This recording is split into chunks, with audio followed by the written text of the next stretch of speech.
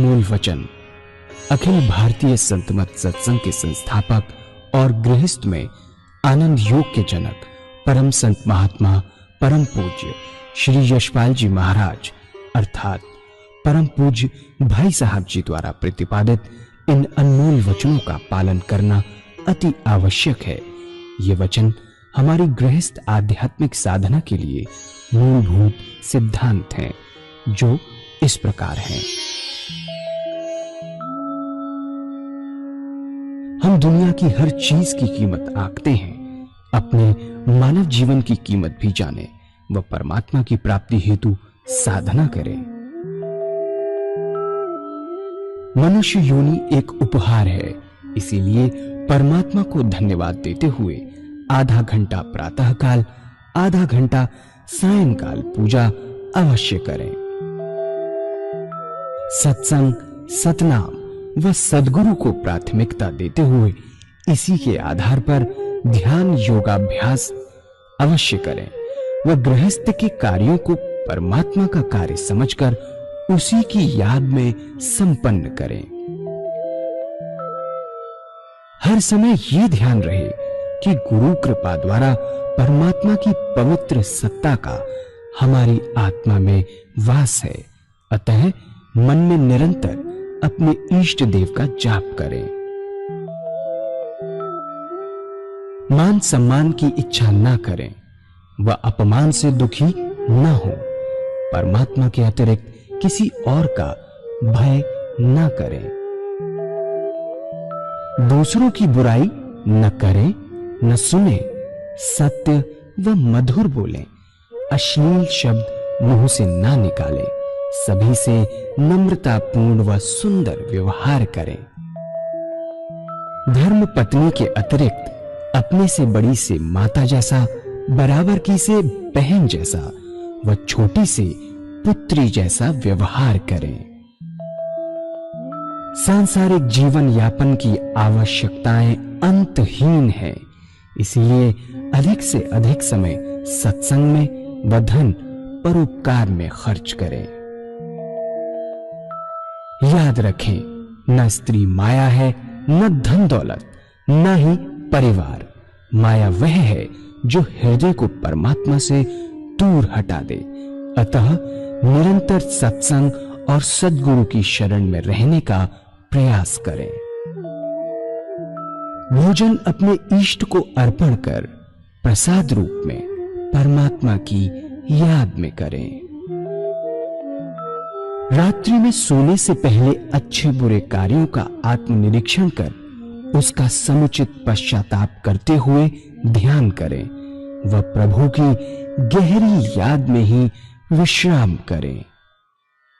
परमात्मा तू ही है, तेरी इच्छा पूर्ण हो।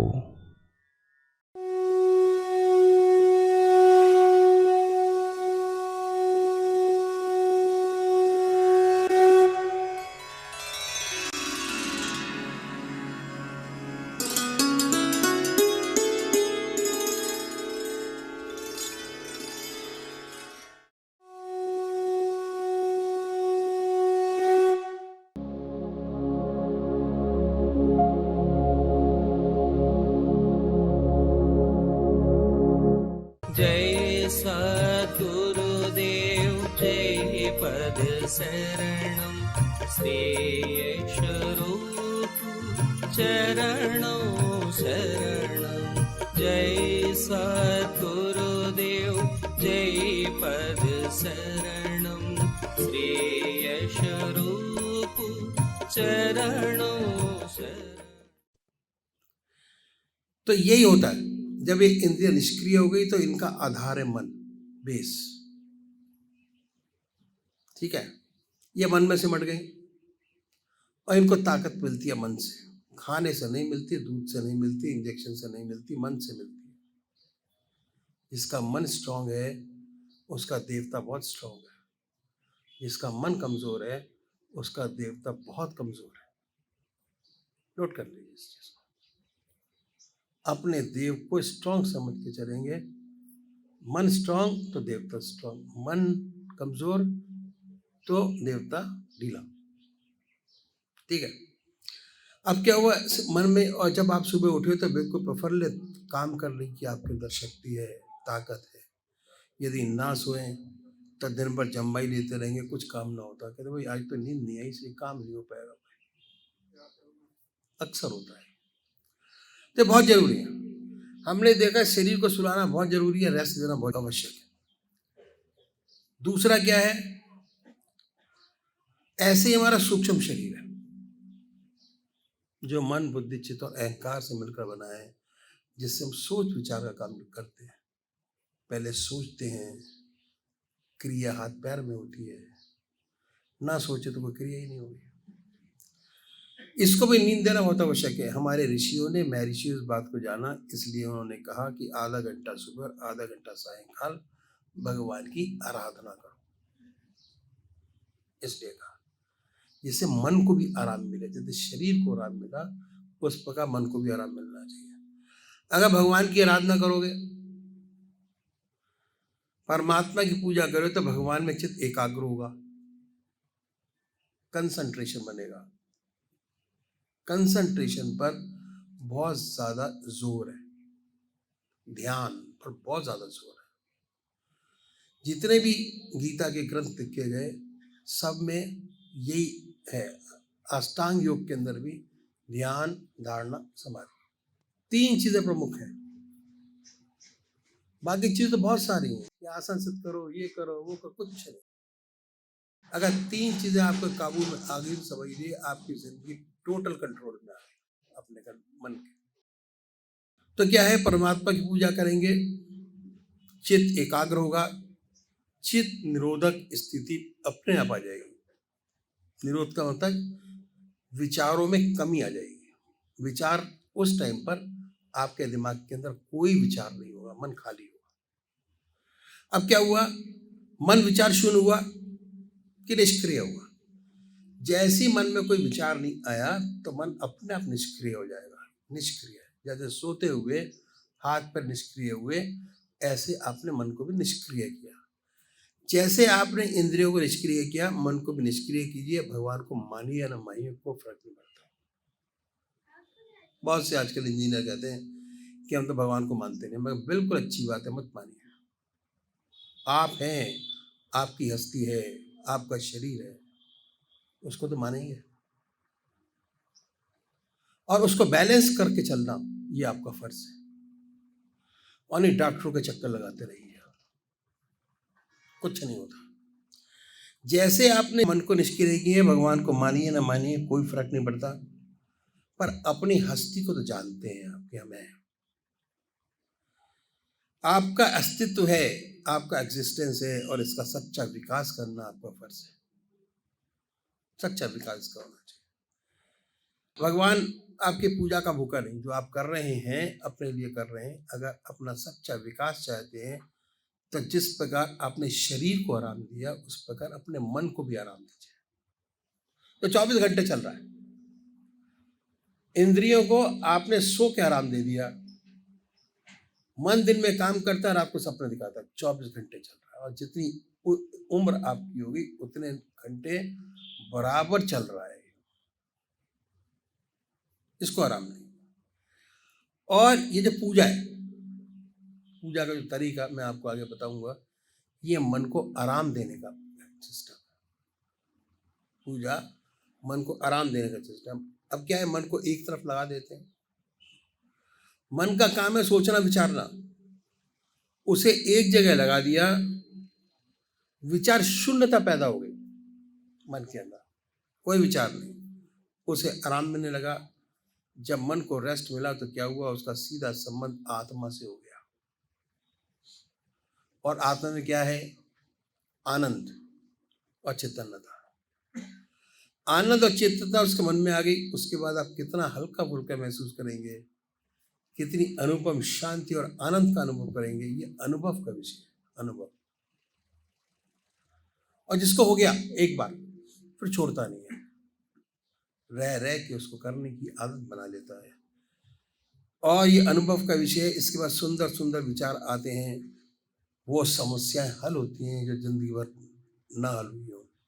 ऐसी ऊंची शक्ति मन के अंदर प्राप्त होती है। बताया जैसे कि जिसका जिसका मन स्ट्रांग उसका देव स्ट्रांग, जिसका मन ढीला उसका देवता ढीला। ये मन को स्ट्रांग करने का तरीका है।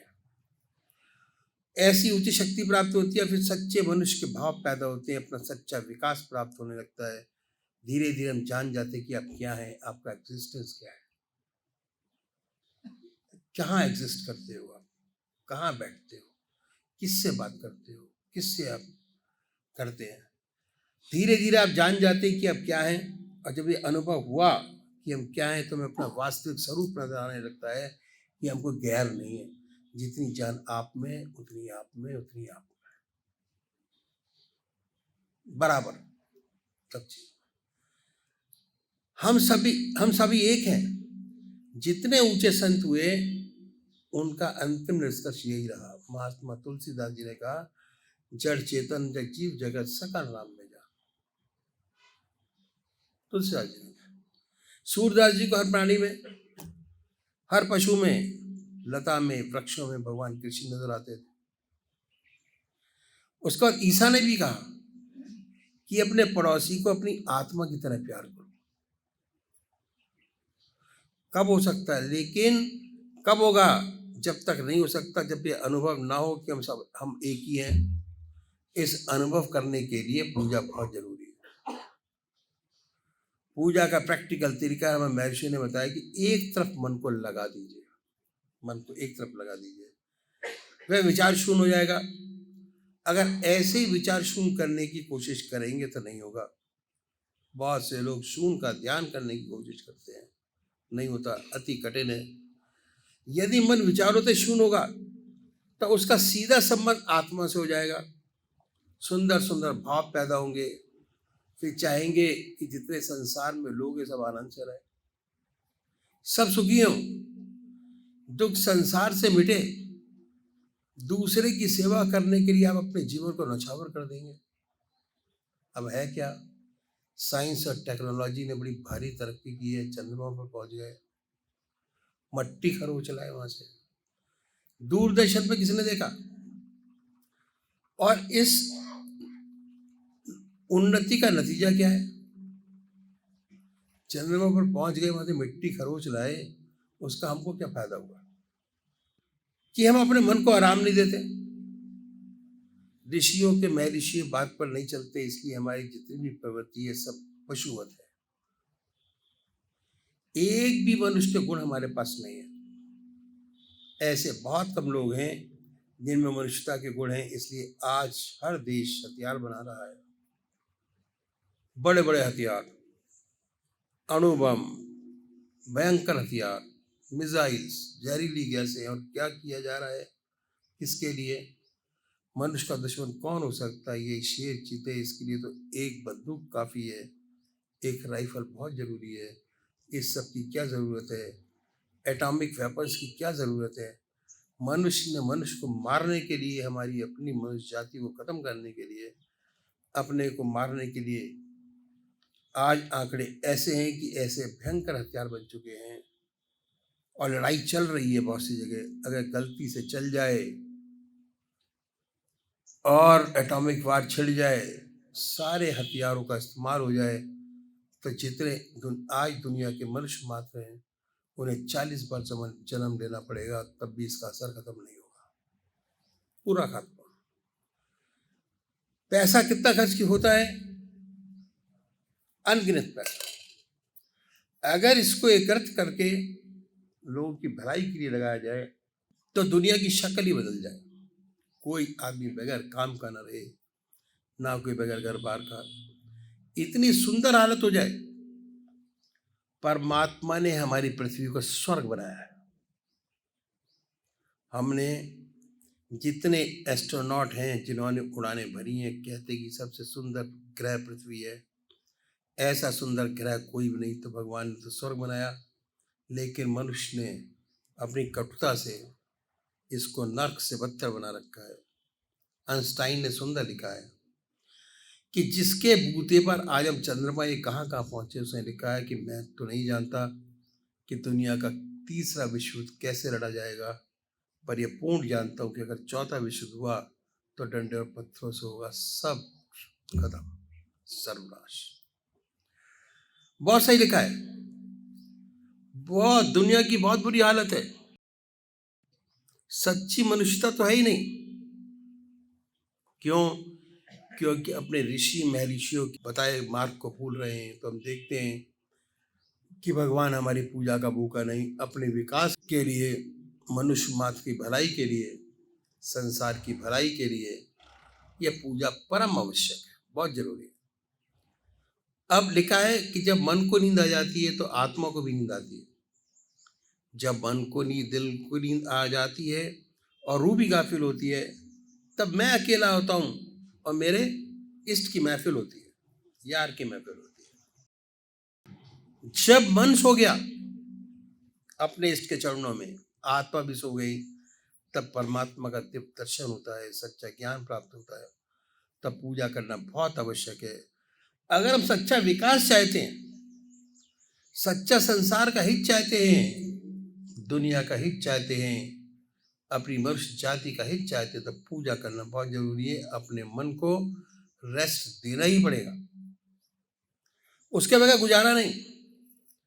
हमारे महर्षियों ने इस बात को जाना और इस बात पे जोर दिया कि मनुष्य को आधा घंटा सुबह और आधा घंटा सायकाल संध्या वंदना अवश्य करनी चाहिए।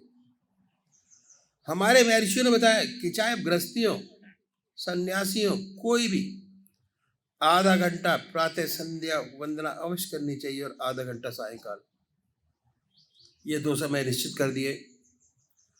हमारे महर्षियों ने हमारे देश में 99% लोग परमात्मा को मानते हैं, ईश्वर को मानने वाले हैं और अपने किसी न किसी ढंग से पूजा करते हैं।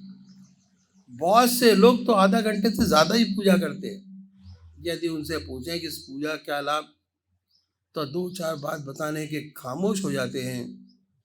पहली बात ये कि भाई ईश्वर का नाम लेना अच्छी बात है, हमारे घर में मंदिर है, हमारे दादाजी पूजा करते थे, हमारे पिताजी पूजा करते हैं, हम करते हैं, हमारे देखा देखी हमारे बच्चे भी करते हैं, ईश्वर परस्त है। और इससे ज़्यादा क्या चाहते हैं? अगर हम पूछें कि इस पूजा का कोई इंटरनल लाभ हुआ आपको, तो ऐसे बहुत कम लोग होंगे जो ये कहेंगे कि हुआ। हाँ, इन संतों का एक तरीका हम बताते हैं। यदि इस तरीके से पूजा करेंगे तो आपको विशेष लाभ होगा। लाभ देखिए, उन्होंने ऐसा तरीका बताया जिसे हर कोई अपना सके, चाहे किसी भी मजहब का मानने वाला हो, किसी भी धर्म का अनुयायी हो, अपने धर्म के मत पर चलते हुए कर सके, ऐसी बात बतलाई और तरीका मैं रखता हूँ आपके सामने। संसार में हर मजहब में 2 प्रकार के व्यक्ति हैं, एक साकार पुजारी और दूसरे निराकार। एक साकार और दूसरे निराकार। और ये कोई नई बात नहीं, इनमें आपस में झगड़े भी होते हैं, वाद विवाद भी होते हैं, लेकिन सभी होते आज तक दोनों कायम है। आज आपको साकार पुजारी भी नजर आएंगे और निराकार भी नजर आएंगे। ऐसी बात है कि मनुष्य का स्वभाव कुछ ऐसा ही है, किसी को चेहरे से प्यार होता है, किसी को शक्ल से प्यार होता है, किसी को मूरत से प्यार होता है। कुछ ऐसे हैं जिन्हें शक्ल से प्यार नहीं होता। जिन्हें शक्ल से प्यार होता है वो साकार पुजारी, साकार रूप। जिन्हें शक्ल से प्यार नहीं होता वो निराकार। इन संतों ने दोनों के लिए रास्ता बताया, साकार के लिए भी, निराकार के लिए भी। तो साकार पुजारी है, उसका सबसे प्रथम कार्य क्या है कि एक इष्ट का निश्चित करना, परमात्मा का एक स्वरूप, एक इष्ट। और इसके लिए किसी गुरु की आवश्यकता नहीं है। आपकी आत्मा आपका सबसे बड़ा गुरु है। अगर आपकी आत्मा कहती है कि भगवान की कौन सी मूर्ति आपको सबसे ज़्यादा प्यारी लगती है, जिसमें आप भगवान की सबसे ऊंची भावना डाल सकते हैं, उसे अपनाइए। जिसमें सबसे ऊंची भावना परमात्मा की डाल सकते हैं, उसको अपनाइए, उसे अपना इष्ट माने, उसी की पूजा करें, उसी का ध्यान करें, उसी को याद करें, उसको कहीं बदले नहीं। ऐसा नहीं कि कभी आप राम की पूजा करें, कभी कृष्ण की, कभी माँ की। अगर रोज रोज बदलेंगे तो इसका विशेष लाभ आपको मालूम नहीं होगा। दरअसल में पूजा का जो मकसद है वो चित्त की एकाग्रता प्राप्त करना है, कंसंट्रेशन ऑफ माइंड, ध्यान, कंसंट्रेशन ऑफ माइंड। और कब होगा? और उससे ऊपर उठे कि कहूंगा विचार शून्य अवस्था प्राप्त करना। 2 घंटे भजन के कह रहे हैं, बोलते बोलते गला सूख गया है, आवाज नहीं निकल रही, पर मन के अंदर भजन जो चल रहा होता है, चलता, वो स्थिति हमको पैदा करनी है। भजन चल रहा है, गला सूख गया, आवाज नहीं निकल रही, पर मन से चीज चलती चली आ रही, वो स्थिति है प्राप्त करना। ऐसी हालत जिसमें विचार शुरू रहता है तभी हो सकता है जब आपका एक इष्ट हो। अगर डिफरेंट इष्ट लेके चलेंगे तो कभी विचार शून्य अवस्था आपको प्राप्त नहीं होगी किसी हालत में। अगर मन को एकाग्र करना है तो आपको एक इष्ट का निश्चित करना बहुत जरूरी है। इसलिए जितने साकार उपासक हुए आज तक, सब एक इष्ट के उपासक थे। संत तुलसीदास भगवान राम के उपासक थे, और इतने बड़े राम के उपासक थे कि एक बार द्वारकाधीश मंदिर मथुरा चले गए। जब मंदिर के दरवाजे पर गए तो सबने प्रणाम किया, तुलसीदास जी ने नहीं किया। लोगों ने पकड़ लिया और कहने लगे कि आप तो भगवान के इतने बड़े भक्त हैं, आपने प्रणाम क्यों नहीं किया? तो तुलसीदास ने भगवान की स्तुति की और भगवान की मूर्ति का बड़ा सुंदर वर्णन किया, और आखिर में रो रो के कहने लगे कि तुलसी मस्तक जब चुके जब धनुष बाण लो हाथ। ऐसा कहते हैं कि भगवान के हाथ में धनुष बाण आ गया तो तुलसीदास ने दंडवत प्रणाम किया। ऐसे एक इष्ट के उपासक, ऐसे सूरदास भगवान कृष्ण के उपासक थे। उन्हें हर जगह भगवान ही कृष्ण नजर आते थे, उनके साथ भगवान कृष्ण हरदम रहा करते थे। वो कहते थे, दर दीवार दर्पण भय जित देखो तित तोय, काकर पाथर ठीक री भय आरसी मोय।